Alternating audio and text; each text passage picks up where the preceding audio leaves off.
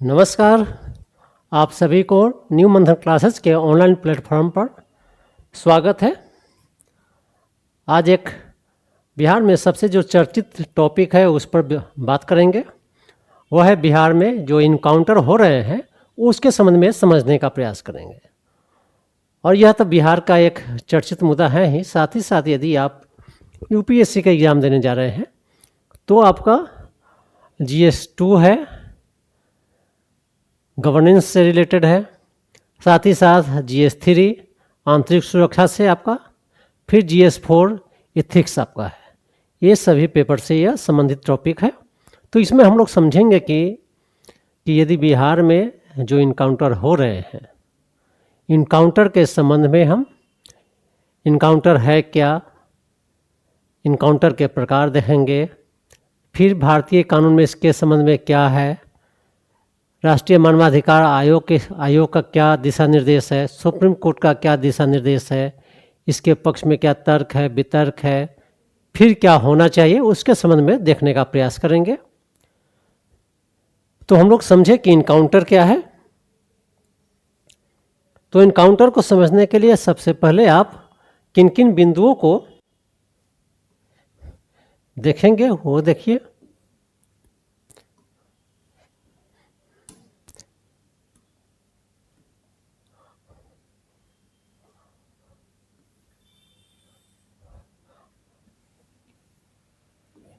Encounter, इसको chart में देखते हैं कि क्या क्या इसमें देखने का चीज़ है। पहले इसको देखेंगे परिभाषा अर्थात डिफिनीशन, फिर इसका प्रकार अर्थात टाइप, नेचर इसका, फिर वर्तमान में बिहार में चर्चा में क्यों है, बिहार में चर्चा में क्यों है,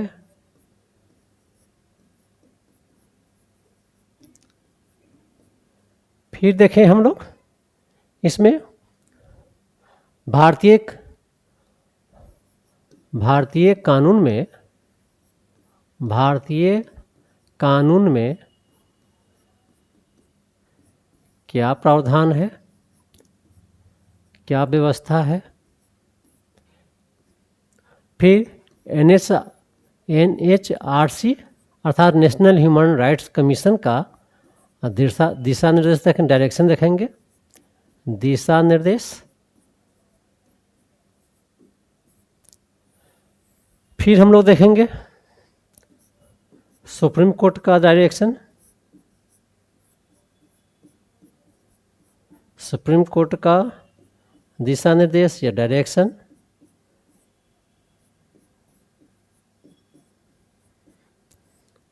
इसके पक्ष में तर्क देखेंगे, पक्ष में तर्क, कुछ लोग इसको समर्थन करते हैं,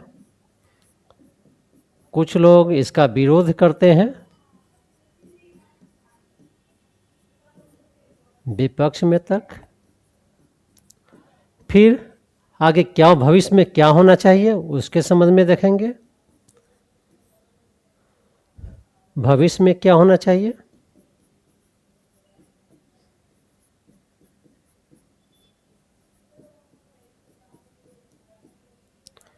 उसके बाद निष्कर्ष आपका। ठीक है। तो इनकाउंटर को यदि आप समझना चाहते हैं तो सारे बिंदु को आपको देखना पड़ेगा। और सबसे बड़ी बात है कि इसे आपका एक स्पष्ट जो नॉलेज है या इसके संबंध में जो भी धारणा है वो धारणा सही है गलत है, अर्थात आपका परसेप्शन इससे बनेगा आपका। वास्तव में जो इनकाउंटर है वह भारत के संविधान या भारत के कानून में कहीं भी इसका कोई उल्लेख नहीं है, यह पहले आप जान लीजिए। और जो इनकाउंटर देख रहे हैं, जो किए जा रहे हैं, तो कुछ जो प्रावधान किया गया है कानून में उसके तहत पुलिस द्वारा की जा रही है, तो उसी के संबंध में देखने का प्रयास करेंगे। तो पहला हम लोग इसका परिभाषा देखते हैं। जैसे इनकाउंटर आपका है, तो पहले बतला चुके हैं कि भारतीय कानून में इसके संबंध में भारतीय संविधान में इसका कहीं कोई जिक्र नहीं इनकाउंटर का आपको है। ठीक है।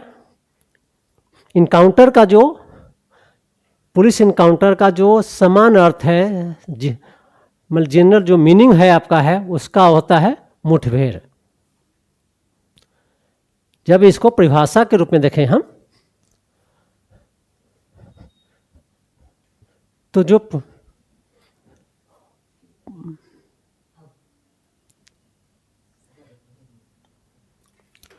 जब पुलिस अपनी आत्मरक्षा में,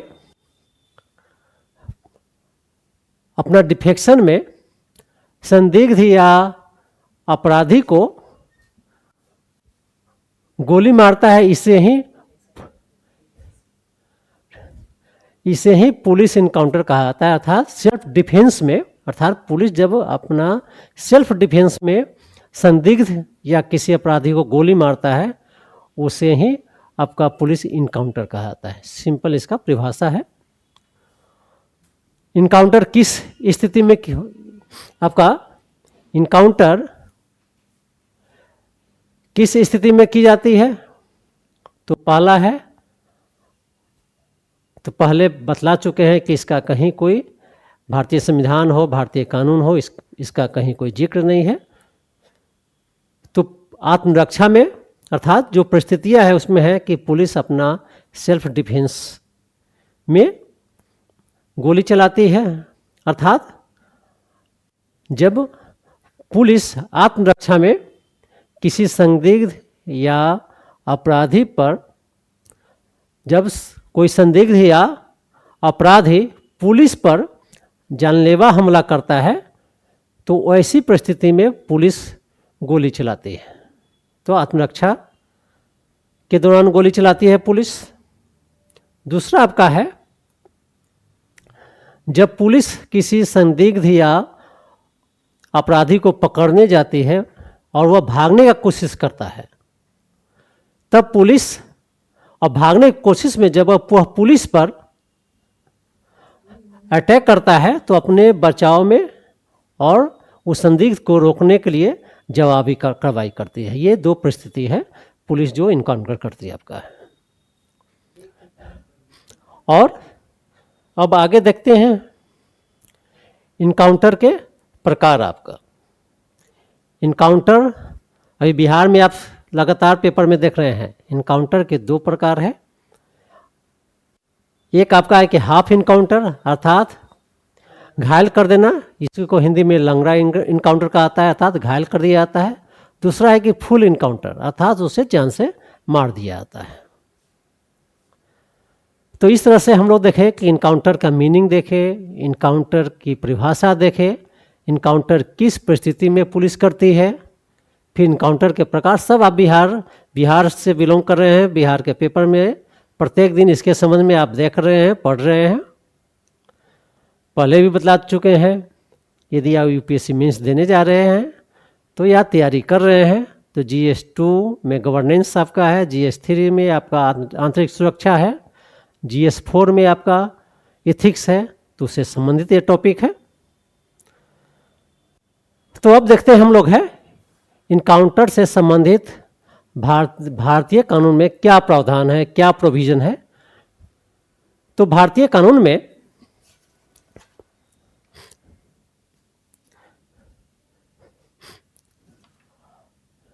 जो दूसरा देखते हैं कि जो इनकाउंटर के प्रकार देखें हम, तो उससे पहले इनकाउंटर के प्रकार देखें। चर्चा में हम देख लिए कि बिहार में, इसलिए चर्चा में कि लगातार बिहार में हाफ और फुल इनकाउंटर चल रहा है। यदि इसको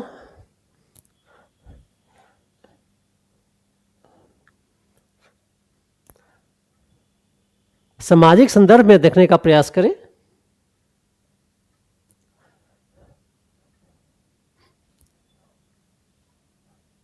तो सामाजिक संदर्भ में है, यह कहा जा रहा है कि एक विशेष जाति के अपराधी मुठभेड़ या इनकाउंटर में मारे गए हैं, जिसके कारण विपक्षी दल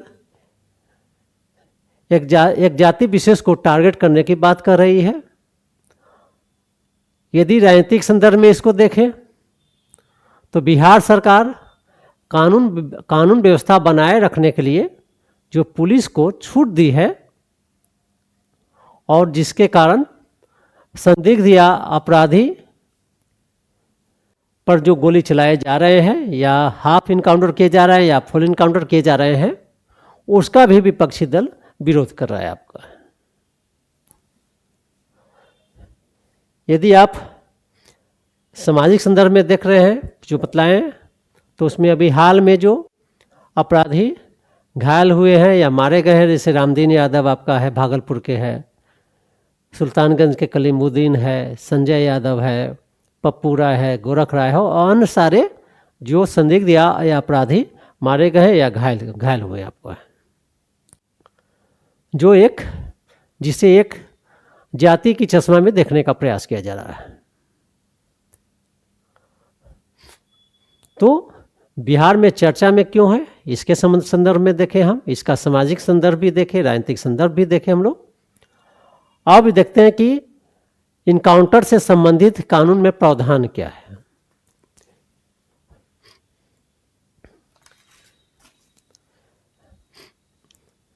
तो भारतीय जो न्याय संहिता है BNS, भारतीय न्याय संहिता 2023 की जो धारा 34 से लेकर के 44 तक, अर्थात 34 से लेकर 44 तक, और पहले की जो IPC है, इंडियन पिनल कोड की धारा 96 से लेकर 106 तक में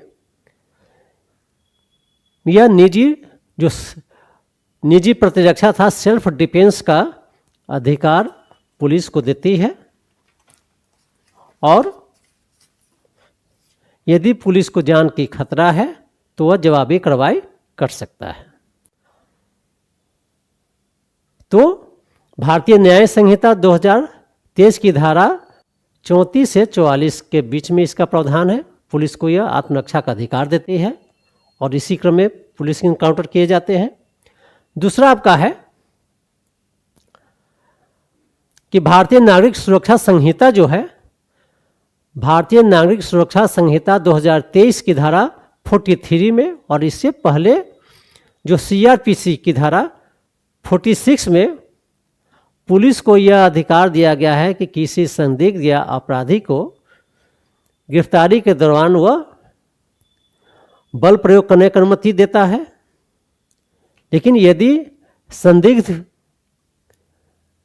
पर यदि मृत्युदंड या आजीवन कारावास का अपराध नहीं है तो पुलिस उसका जान ले भी सकती है या इनकाउंटर कर सकती है।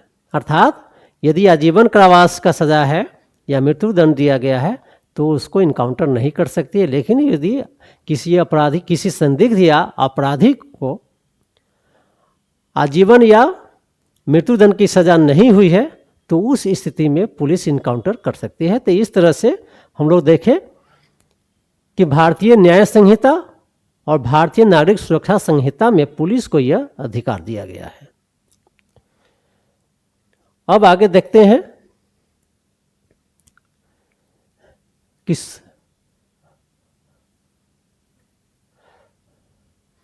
सुप्रीम कोर्ट का क्या डायरेक्शन है। सुप्रीम कोर्ट का इसके संबंध में दिशा निर्देश क्या है।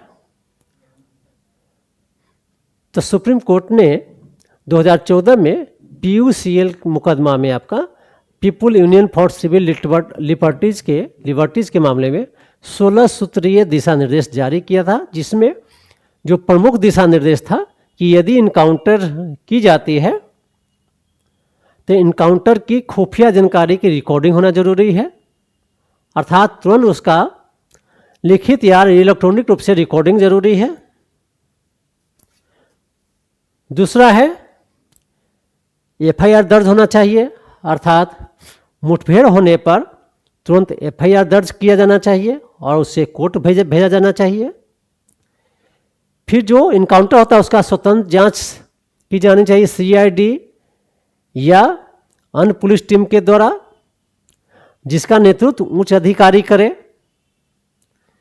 फिर उसका धारा 176 सीआरपीसी के तहत अनिवार्य रूप से मजिस्ट्रियल जांच आपका होना चाहिए।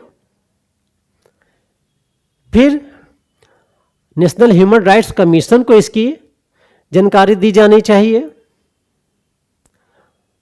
जो संदिग्ध घायल है या अपराधी घायल हो गया उसे तुरंत चिकित्सा सहायता उपलब्ध प्रदान किया जाना चाहिए।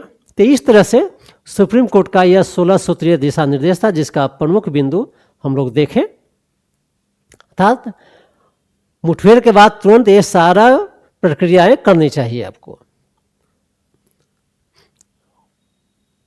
इस इनकाउंटर के संबंध में ही राष्ट्रीय मानवाधिकार आयोग का भी डायरेक्शन है, दिशा निर्देश है।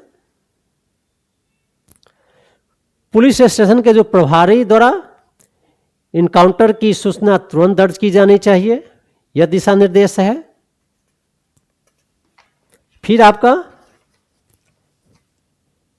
यदि पुलिसकर्मी पर संदेह है तो उसके खिलाफ आपराधिक मानव वध का मामला दर्ज होना चाहिए।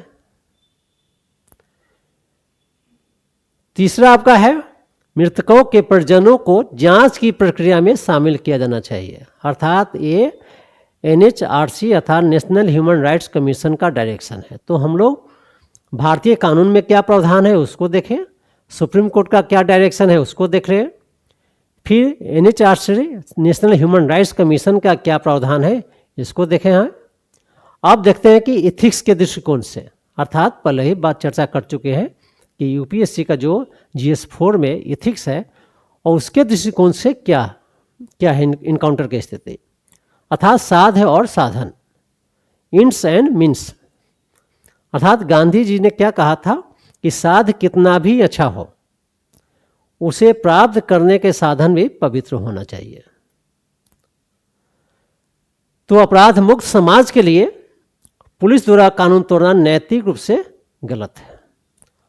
अर्थात यदि इथिक्स के दृष्टिकोण से देखें तो पुलिस यदि कानून को तोड़ती है, इनकाउंटर करती है, तो यह नैतिक रूप से गलत है। यह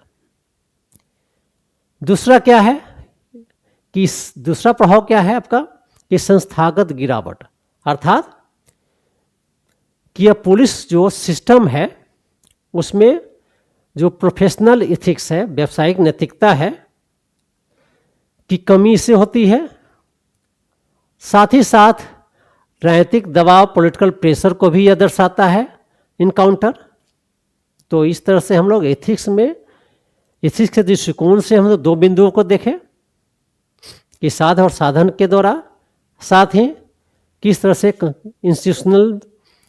इंस्टीट्यूशन में जो गिरावट होती है उसके संदर्भ में देखें। फिर भी बहुत सारे लोग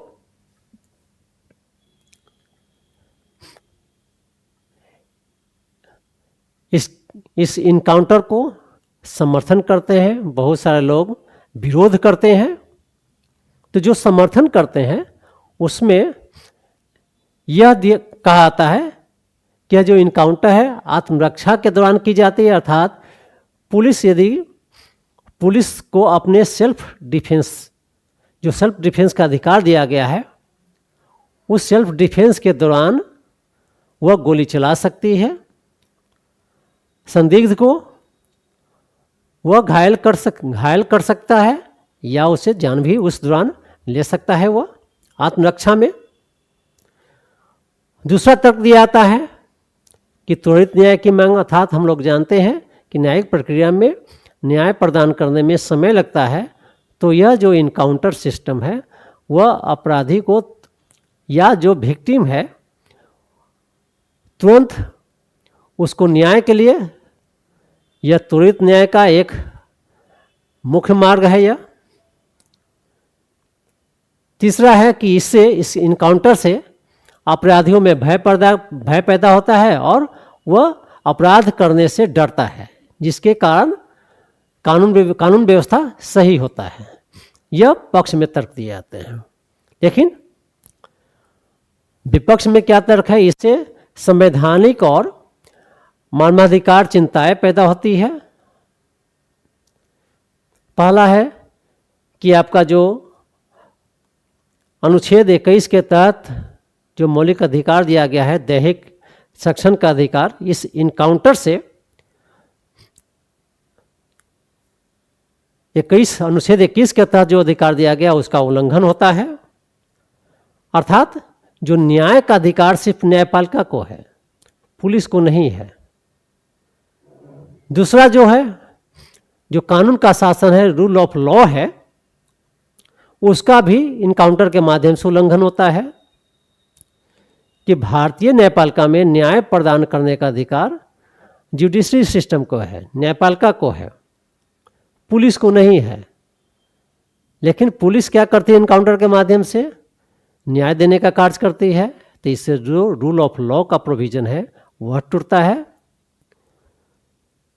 इसी तरह से जो भारतीय संविधान में शक्तियों का पृथक्करण किया गया है, सेपरेशन ऑफ पावर किया गया है कार्यपालिका और न्यायपालिका में, तो पुलिस कार्यपालिका का हिस्सा है और न्याय प्रदान करने का कार्य न्यायपालिका करती है। तो पुलिस के इनकाउंटर के द्वारा जो पावर का सेपरेशन किया गया है एग्जीक्यूटिव और जुडिशरी में, उसे संतुलन बिगड़ आता है। अर्थात जो कार्य न्यायपालिका को दिया गया है न्याय करने का, तो वह कार्यपालिका का जो एक अंग है पुलिस, वह न्यायपालिका की भूमिका में चली जाती है। इससे जो संतुलन है कार्यपालिका और न्यायपालिका में वह टूटता है। फिर इस इनकाउंटर से निर्दोषों की जान का भी जोखिम होता है। अर्थात फर्जी इनकाउंटर में निर्दोष लोग भी मारे जाते हैं। साथ ही साथ मानवाधिकार का भी हनन होता है, जो भारतीय संविधान के मूल भावना के खिलाफ है। तो इस तरह से इसके पक्ष में विपक्ष में यह तर्क दिए जाते हैं। अब देखना है भविष्य में क्या होना चाहिए, इस इनकाउंटर के संबंध में क्या रूल फॉलो करना चाहिए। तो पहला है कि पुलिस में सुधार होना चाहिए, पुलिस सिस्टम में सुधार होना चाहिए। और इसी के संबंध में प्रकाश सिंह, जो मामला 2006 में प्रकाश सिंह एक रिटायर्ड जज थे, वह याचिका दायर किया था और उसमें पुलिस सिस्टम में सुधार के लिए कुछ सिफारिशें किया था।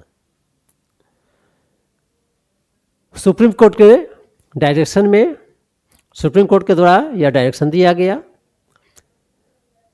उसमें जो सिफारिश की गई थी उसमें था कि एक निश्चित अवधि तक अधिकारियों को नियुक्ति की जानी चाहिए, फिर पॉलिटिकल प्रेशर से मुक्त किया जाना चाहिए, मतलब बहुत सारे सिफारिश की गई थी। तो सुप्रीम कोर्ट ने यह डायरेक्शन दिया था ताकि पुलिस बिना किसी राजनीतिक दबाव के कार्य करे। अर्थात पुलिस सिस्टम में सुधार होना चाहिए। फिर न्यायिक सिस्टम में भी सुधार होना चाहिए। अर्थात फास्ट ट्रैक के माध्यम से त्वरित न्याय दी जानी चाहिए ताकि लोगों में कानून में विश्वास पैदा हो। साथ ही साथ अपराधियों को भी यह भय हो कि यदि अपराध करेंगे तो जल्दी ही न्याय मिलेगा और उसे सजा मिल सकती है। तो इससे क्या होगा कि लोगों को न्यायपालिका में न्याय में विश्वास बढ़ेगा, अपराधियों में भय पैदा होगा और वह गलत कार्य करने या अपराध करने से भागेगा। वो अभी हम लोग देखते हैं कि बहुत सारा जो अपराधी है, न्याय में विलंब पाने से, न्याय में देरी होने से वह बहुत दिनों तक बच जाता है आपराधिक कार्यों से। अपराध करने के बाद भी बहुत दिनों तक बचा रहता है। जब त्वरित न्याय मिलेगा तो वह स्वाभाविक है कि उसमें भय पैदा हुआ कि यदि हम गलत करते हैं तो तुरंत सजा मिल जाएगी। फिर इससे क्या होगा, जवाबदेही भी तय करना चाहिए पुलिस को। यदि कोई पुलिस फर्जी इनकाउंटर करता है, गलत तरीके से किसी निर्दोष व्यक्ति को मार देता है, तो पुलिस पर भी कठोर दंडात्मक प्रक्रिया अपनानी चाहिए। साथ ही साथ पुलिस को मानवाधिकार और कानूनी प्रक्रिया को प्रशिक्षण भी दी जानी चाहिए। अर्थात पुलिस कार्यपालिका का एक प्रमुख पार्ट है, तो पुलिस को मानवाधिकार में कौन कौन से समान जनता को अधिकार दिया गया है उसकी जानकारी होनी चाहिए। साथ ही साथ कानून का भी जानकारी होनी चाहिए कि यदि हम जो कार्य करने जा रहे हैं कि वह मानवाधिकार के तहत है या नहीं है। साथ ही साथ वो उससे कानून का उल्लंघन होता है या नहीं होता, यह जानकारी होनी चाहिए। तो स्वाभाविक है कि जो भी कार्य करेगा, जो पुलिस जो भी कार्य करेगी तो उसके दायरे में रह करके कार्य कर सकती है। तो इस तरह से भविष्य में इस तरह के कदम उठाना आवश्यक है।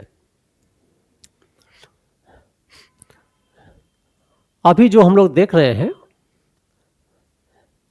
कि जो जिस तरह से पॉलिटिक्स में आपका राजनीति का अपराधीकरण हुआ, फिर जिस तरह से आर्थिक अपराध बढ़ा है, तो इनकाउंटर अपराध को ख़त्म करने का एक तरीका हो सकता है, लेकिन इससे अपराध समाप्त नहीं होगा, अर्थात संवैधानिक असंतुलन पैदा होगा आपका। और संसदीय लोकप्रियता के लिए बिहार सरकार जिस तरह से पुलिस को खुली छूट दी है, उससे भले ही कुछ दिनों के लिए अपराध रुक सकता है, लेकिन अपराध समाप्त नहीं हो सकता है जब तक जो सामाजिक समस्याएं हैं समाज में, चाहे वह गरीबी हो, बेरोजगारी हो या कानून का भय नहीं है। तो गरीबी, बेरोजगारी है, शिक्षा है, ये सब जब तक गरीबी दूर नहीं होगी, बेरोजगारी दूर नहीं होगी, प्रॉपर शिक्षा नहीं मिलेगा। प्रॉपर शिक्षा मिलने से लोगों में यह साथ ही साथ कानून की जानकारी होना चाहिए कि यदि हम कानून का उल्लंघन करते हैं तो सज़ा मिल सकता है। तो नागरिकों को ये सब गरीबी से भी मुक्त करना जरूरी है ताकि वह अपराध की दुनिया में नहीं जाए। बेरोजगारी भी दूर होगी तो अपराध की दुनिया में वो नहीं जाएगा। जैसे उदाहरण के लिए नक्सलवाद को देख सकते हैं, जो ही गरीबी पर प्रहार किया गया था नक्सलवाद समाप्ति की ओर है। बेरोजगारी दूर हो गई, आर्थिक स्थिति सुधरा तो नक्सलवाद समाप्ति की ओर है वो।